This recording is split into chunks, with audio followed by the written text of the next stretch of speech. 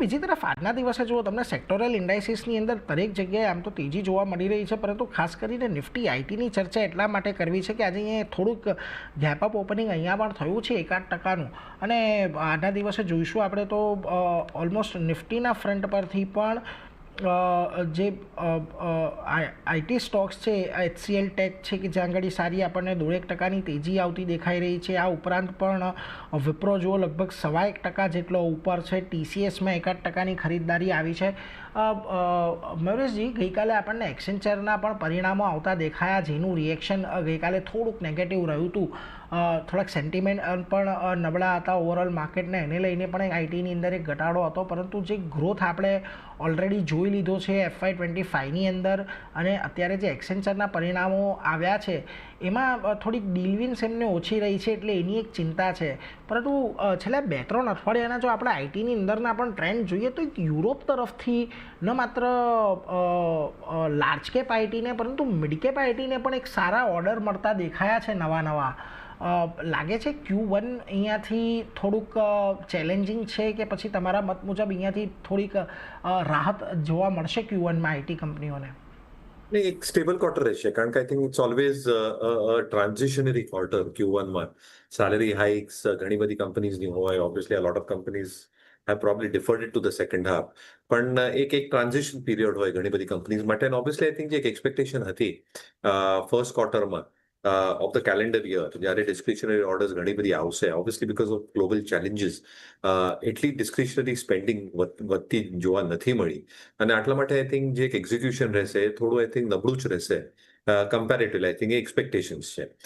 Again I think expectation એ છે કે કેવી રીતે સ્પેન્ડિંગ આવશે પાછું. અને આમાં આઈ થિંક જે મિડ કેપ કંપનીઝ છે તે have had a relatively better show.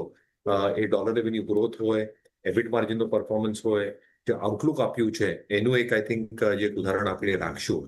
અને આટલા માટે આઈ થિંક જે આપણે એક્સપેક્ટેશન રાખીને રાખશું કે આઈ થિંક જે અર્નિંગ્સ ગ્રોથ રહી શકશે for specific mid cap IT companies can be relatively better. તો again I think time and again as I been mentioning Mphasis, persistent, go forth. ત્યાં કોમેન્ટ્રીઝ સરસ હતા. Business outlook probably looks far more stable. ઓર્ડર્સમાં I think જે pricing છે એમાં stability જોવા મળી રહી છે. And commentaries are hinting if they're able to execute well with orders still expected to come through. કારણ કે જે મિડ કેપ આઈટી કંપનીઝની એક ખાસિયત છે, maybe 1 million 2 million થી લઈને 20, 25, 30 million સુધી, I think those orders are still trickling in. Unlike the large $1 billion orders, જે લાર્જ કેપ કંપનીઝનું થોડું ડિફર અને ડીલે થઈ શકશે. આટલા માટે આઈ થિંક જે પ્રીમિયમ વેલ્યુએશન્સ મળી રહ્યા છે આ મિડ કેપ આઈટી કંપનીઝની સ્પેસમાં, I think might actually continue going forward if they are delivering on earnings. So I think આ 3 સ્ટોક મિડ કેપ આઈટીમાંથી મારા હિસાબથી હજી પણ આઈ થિંક આઉટ પરફોર્મ કરી શકશે. persistent, કોફર્સ, એમ્ફેસિસ હજી પણ અહીંયાથી આઉટ પરફોર્મન્સ કરી શકે છે મિડ કેપ આઈટી સ્પેસમાંથી.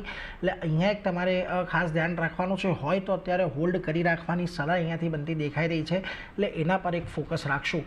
પરંતુ આમાંથી આજે HCL ટેક પર કુનાલજી નજર પડી રહી છે, કારણ કે જુઓ છેલ્લા ઘણા દિવસથી જ્યારે બજારમાં એક બહુ મોટા મોમેન્ટમ આપણને જોવા મળી રહ્યા છે, આઈટી સ્ટોક્સમાં મોટા ઉતાર ચઢાવ છે, કમ્પેરેટિવલી આ સ્ટોક થોડોક સ્ટેબલ રહ્યો છે.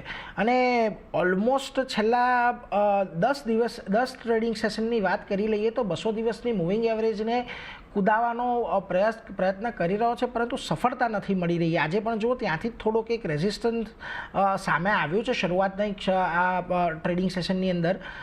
લાગે છે તમને અહીંયા ધ્યાન રાખવું જોઈએ 200 દિવસની મૂવિંગ એવરેજના બ્રેકઆઉટ સુધી થોડોક વેઇટ એન્ડ વોચ કરીએ આ સ્ટોકની અંદર? 1723 પાસે આ કાઉન્ટર ટ્રેડ કરે છે. વ્યૂ ડેફિનેટલી અવોઇડ કરીને ચાલવાનો બની રહ્યો છે.